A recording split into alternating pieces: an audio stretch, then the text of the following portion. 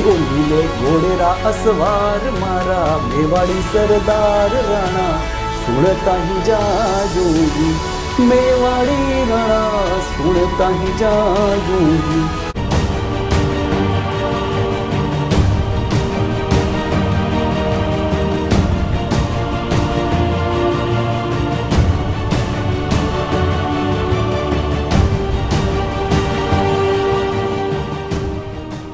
नमस्कार साथियों, आज अपन पढ़ेंगे राजपूताने की एक ऐसी रियासत जिसने सदियों से अपनी एक अलग पहचान बनाई है, वो है मेवाड़ रियासत। और मेवाड़ रियासत के उन सूरवीर वीर शिरोमणि महाराणा प्रताप के बारे में अपन एक छोटी सी कहानी के रूप में पढ़ेंगे। उससे पहले मैं आपको बताऊं कि राजपूताने के लिए कहा गया है कि आ धरती गोरा दोरारी आ धरती मीठा बोरारी, इन धरती रो रुतबो ऊंचो आ बात कहे कूचो कूचो। तो दोस्तों, राजस्थान की जो एक मरुभूमि है, ये यहाँ के कण कण में स्वाभिमान, देशभक्ति और अपनी मातृभूमि पर प्राणों को न्योछावर करने वाले रणबांकुरों के रक्त से रंजित है। ये एक ऐसी राजपूताने की धरती है। यहाँ के शासकों ने अपनी स्वाधीनता के लिए, अपनी रक्षा के लिए अपने प्राणों को न्योछावर कर दिया था। और कई वीरांगनाओं ने अपने स्वामित्व की रक्षा करने के लिए, अपने आत्मसम्मान के लिए जौहर की ज्वाला में अपने आप को झोंक दिया था। ऐसी है हमारी राजपूताना की धरती।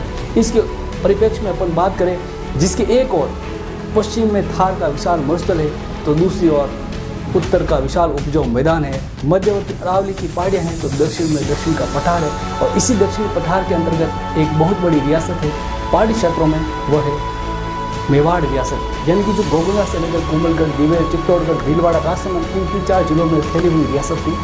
अपन बात करेंगे, ऐसे ही हम आज बात करेंगे मेवाड़ के वीर शिरोमणि महाराणा प्रताप के बारे में। यानी कि राजस्थान के शासकों के बारे में कहा गया है कि सिर कटे और धड़ लड़े, रखे रजपूती शान, सूरवीर जनिमिया अठे, यो है राजस्थान। यानी कि ऐसे ऐसे सूरवीरों ने, ऐसे ऐसे रणबांकुरों ने, ऐसे ऐसे वीर योद्धाओं ने जन्म लिया है, जिन्होंने अपनी मातृभूमि के लिए अपना सर्वस्व न्योछावर कर दिया है। आज उसी परिप्रेक्ष्य में अपन बात करेंगे मेवाड़ के वीर शिरोमणि महाराणा प्रताप के बारे में। चलिए बात करते हैं महाराणा प्रताप के बारे में। यानी कि महाराणा प्रताप का जन्म होता है ज्येष्ठ शुक्ल तृतीया, विक्रम संवत 1597, यानी कि 9 मई 1540 को महाराणा प्रताप का जन्म कुंभलगढ़ के कटारगढ़ में होता है। उस समय इनके पिता का नाम महाराणा उदय सिंह सेकंड था और इनकी माता का नाम जयवंता बाई था। इनकी माता पाली के सोनगरा चौहानों की पुत्री थी।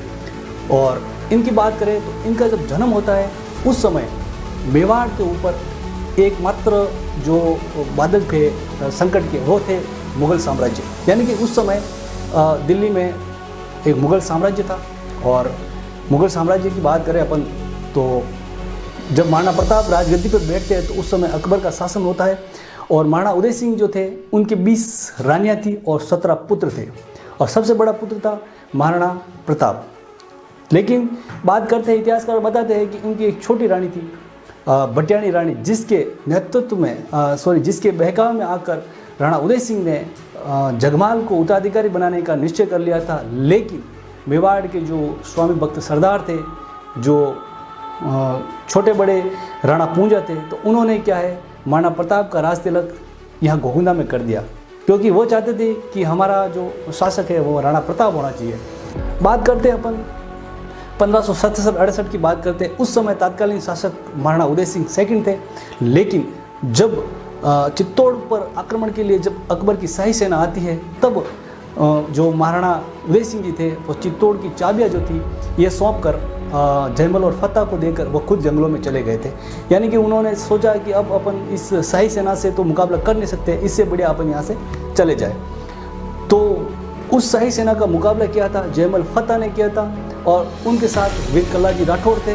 तो ये युद्ध भूमि में लड़ते हुए मारे गए थे। और आज वही वीर कल्लाजी राठौड़ इतिहास में 4 हाथों वाले लोक देवता के रूप में जाने जाते हैं। जयमल और फतेह की वीरता से जो अकबर था, इतना प्रभावित हुआ कि जिसने आज वर्तमान में आगरे के किले के बाद जो है गजारूढ़ जो प्रतिमाएं लगाई है जयमल और फतेह की, क्योंकि उनकी वीरता से इतना प्रभावित था कि वो युद्ध भूमि में युद्ध करते हुए मारे गए थे। फिर जब महाराणा प्रताप का राज तिलक होता है 28 फरवरी 1572 को, तब इनका राज तिलक गोविंदा, जहाँ हमारा प्रभात क्लासेस का जो इंस्टीट्यूट चलता है उसके महज 500 मीटर की दूरी पर राज तिलक इतनी है गोविंदा में, और जहाँ महाराणा प्रताप का राज तिलक हुआ था। और वहीं पे अपन बात करें तो यहाँ गोविंदा के स्वामी भक्त जो सरदार थे छोटे बड़े, इन्होंने इनका राज तिलक किया और धीरे धीरे महाराणा प्रताप कुंभलगढ़ की ओर अपना रुख करते हैं और जगमान को वहाँ से खदेड़ते हैं और अपना शासन स्थापित करते हैं मेवाड़ में। तब महाराणा प्रताप के सामने एक बहुत बड़ी चुनौती थी कि अब अकबर से किस तरह से निपटा जाए। तो महाराणा प्रताप की जो स्वाभिमान था और जो स्वतंत्रता के जो प्रण था, उसको देखकर अकबर ने महाराणा प्रताप के पास 4 अपने विश्वास पात्र सेनापतियों को भेजा था कि आप जैसे तैसे महाराणा प्रताप को अपने अधीनता स्वीकार कर रहिए और महाराणा प्रताप को आप ऐसे बोलिए कि आप मुगलों की अधीनता स्वीकार कर लो और आप मेवाड़ का राज करना, आपको आधे हिंदुस्तान का राज दे देंगे लेकिन आप मुगलों की अधीनता स्वीकार कर लो। लेकिन महाराणा प्रताप ने चारों के चारों प्रस्ताव ठुकरा दिए। इस कंडीशन में जब प्रस्ताव लेकर आता है तो सबसे पहले आता है जलाल का जब प्रस्ताव लेकर आता है 1573 में, तब महाराणा प्रताप उस प्रस्ताव को ठुकरा देते हैं। लेकिन महज अप्रैल माह में 1573 को मानसिंह फिर से प्रस्ताव लेकर आता है, जिनके बारे में आपने सुना है, जिनकी मुलाकात होती है पिछोला की पाल पे, लेकिन महाराणा प्रताप ने उसकी प्रस्ताव को भी ठुकरा देता है। फिर आता है भगवंत दास अक्टूबर नवंबर में एक प्रस्ताव लेकर आते हैं कि आप मुगलों की अधीनता स्वीकार कर लीजिए, आपको पूरा आपको मेवाड़ का शासक आप ही बने रहेंगे, सिर्फ आप तो अधीनता स्वीकार कर लीजिए। लेकिन महाराणा प्रताप ने उसका भी जो लेटर था उसको भी ठुकरा दिया। लेकिन अंत में जब टोडरमल आता है, लेकिन उसका भी प्रस्ताव महाराणा प्रताप ने ठुकरा दिया। अब महाराणा प्रताप को पता था कि मैंने ये चारों प्रस्ताव तो ठुकरा दिए हैं, लेकिन मेरे सामने एक सबसे बड़ी चुनौती है और वह चुनौती है युद्ध की। और जो इतिहास जो कालांतर में बात करते हैं अपन, तो महाराणा प्रताप ने उस युद्ध की तैयारियां शुरू से ही करनी शुरू कर दी। उन्होंने अपने छोटी बड़ी सेना दानदाता भामाशाहों से जो कुछ भी सहयोग मिला वह लेके सेना को अस्त्र शस्त्र उपलब्ध करवाए और अपनी सेना को धीरे धीरे मजबूत करने लगा। लेकिन अगर अपन बात करें तो मुगल सेना के परिप्रेक्ष्य में देखें तो महाराणा प्रताप के पास सेना जो थी वह संख्या मात्र की सेना थी। क्यों? क्योंकि भाई मुगलों के पास 1 लाख अबव सेना थी, जबकि महाराणा प्रताप के पास 15 से 20 हज़ार ही सेना थी। अब मुगलों के पास हाथियों का झुंड था, 100 से अधिक हाथी थे, घुड़सवार थे और पैदल सेनाएं थी। लेकिन महाराणा प्रताप के पास तो नाम मात्र की सेना थी। लेकिन फिर भी महाराणा प्रताप ने इस युद्ध के लिए अब मुगलों की अधीनता स्वीकार नहीं की और हल्दीघाटी से महज 5 मीटर पहले लोसिंग नामक गांव में जाकर अपना डेरा डाल दिया महाराणा प्रताप की सेना ने। और उधर से जब अजमेर से जब मानसिंह अपनी सेना लेकर निकलता है मुगलों की सेना, तो वह भी आकर खमनौर के निकट आकर मोलेड़ा में अपनी सेना का पड़ाव डाल देता है। और बात करते हैं 18 जून 1576 को, जब प्रातः रणभेरी का आगाज होता है और एक भीषण युद्ध होता है। और युद्ध ऐसी दुर्गम पहाड़ियों में होता है जहाँ एक तरफ कुंभलगढ़ का जो पहाड़ी क्षेत्र आता है और एक तरफ वहाँ एक बहुत बड़ा जो अपन कह सकते हैं नाला बना हुआ है, यानी कि दर्रा बना हुआ है, जिससे हल्दीघाटी का दर्रा के नाम से जाना जाता है। वहाँ पर भीषण युद्ध होता है और उस युद्ध की कंडीशन में प्रारंभिक जो अटैक होता है वो तेज तर्रार होता है मेवाड़ी सेना का, लेकिन संख्या में ज़्यादा थी। और उधर बात करते एक सेनापति था अकबर का, तो जब मुगल सेना में उस प्रारंभिक अटैक से जब खलबली मचती है तो खुद वो सेनापति मेहतर खां चिल्लाता हुआ आता है शाही सेना में और कहता है कि बादशाह स्वयं सही सलामत आ गए हैं। जब इस तरह की जब उस युद्ध भूमि में बात होती है तो खुद दुगुनी एनर्जी के साथ जब मुगल सेना लड़ती है और उस लड़ाई के बाद में जब महाराणा प्रताप की कंडीशन ऐसी हो जाती है, महाराणा प्रताप खुद घायल हो जाते हैं। और एक दौर ऐसा आता है कि जब महाराणा प्रताप युद्ध करते हुए जो सेनापति था मुगल सेना का मानसिंह के हाथी के समक्ष पहुंच जाते हैं।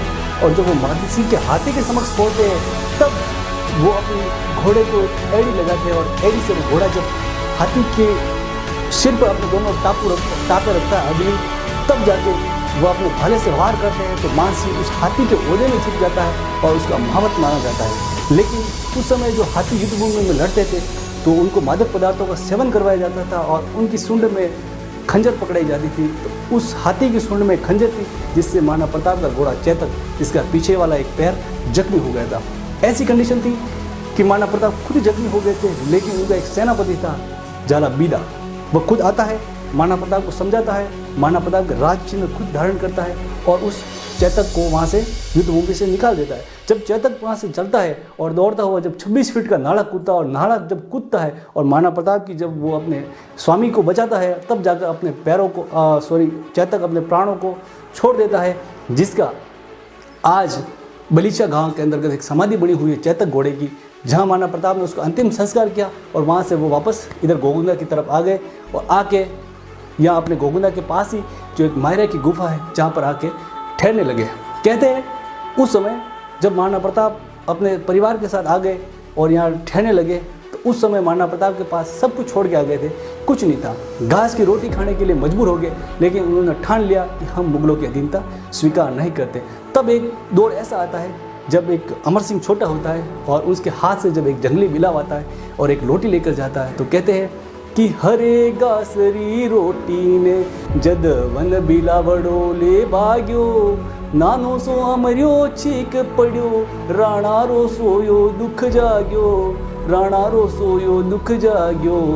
तो ऐसी कंडीशन में जब राणा का अंतरात्मा से आवाज़ आती है कि क्या यार आप राजा होते हुए भी आपका एक छोटा बच्चा है जो घास की रोटी खाने के लिए मजबूर है, तब महाराणा प्रताप कहते हैं क्या नहीं, हम घास की रोटी खा लेंगे लेकिन इन मुगलों की अधीनता हम स्वीकार नहीं करेंगे। तब उन्होंने अपनी सेना को फिर से इकट्ठा किया और धीरे धीरे सेना को जैसे जैसे बढ़ाया और कुछ ऐसे क्षेत्र थे, जब मेवाड़ की बात करें, अपन कुंभलगढ़ की बात करें, अपन चित्तौड़ की बात करें, ऐसे ऐसे क्षेत्र थे जहाँ पर मुगलों का अधिकार स्वीकार हो गया था। सिर्फ और सिर्फ महाराणा प्रताप के पास रणकपुर रूट से गोगुंदा आने का एकमात्र रास्ता बचा था, बाकी सारे मेवाड़ तो मुगलों का अधिकार हो गया। और महाराणा प्रताप आते हैं, चावंड चले जाते हैं, वहाँ पे अपनी सेना को फिर से पुनर्गठित करते हैं और तब जाकर 1582 के अंतर्गत दिवेर का युद्ध होता है और उस दिवेर के युद्ध में महाराणा प्रताप की विजय होती है, मेवाड़ी सेना की विजय होती है और उसी विजय के उपलक्ष्य में इस दिवेर के युद्ध को मेवाड़ का मैराथन कहा गया। तो इस युद्ध में जब मेवाड़ी सेना की विजय होती है और जीतती है तो महाराणा प्रताप फिर से ऐसे क्षेत्र थे जिनको मुगलों का अधिकार हो गया था, अधिपत्य स्थापित हो गया था, कुंभलगढ़ है, चित्तौड़गढ़ है, उन्होंने ठान लिया कि जब तक मैं चित्तौड़ कुंभलगढ़ को मुगलों से नहीं छुड़ा दूँ तब तक मैं चैन से नहीं रहने वाला हूँ, तब तक मैं महलों में नहीं रहने वाला हूँ।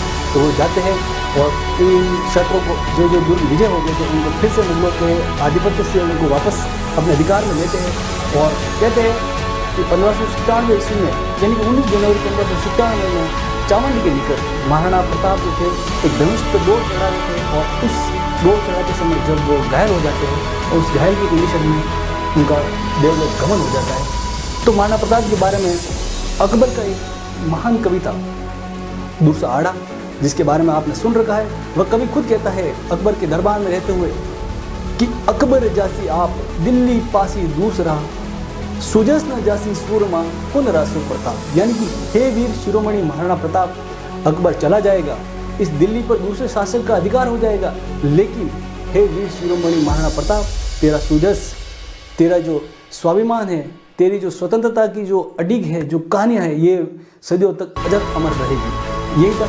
लेकिन अब मेवाड़ उस समय महाराणा के प्रति मेवाड़ के जो लोग थे उनका इतना लगाव था कि उन्होंने वो मेवाड़ के महाराणा को कहते थे कि ओ नीले घोड़े रा असवार मारा मेवाड़ी सरदार राणा, सुनता ही जाजूंगी मेवाड़ी राणा, सुनता ही जाजूंगी।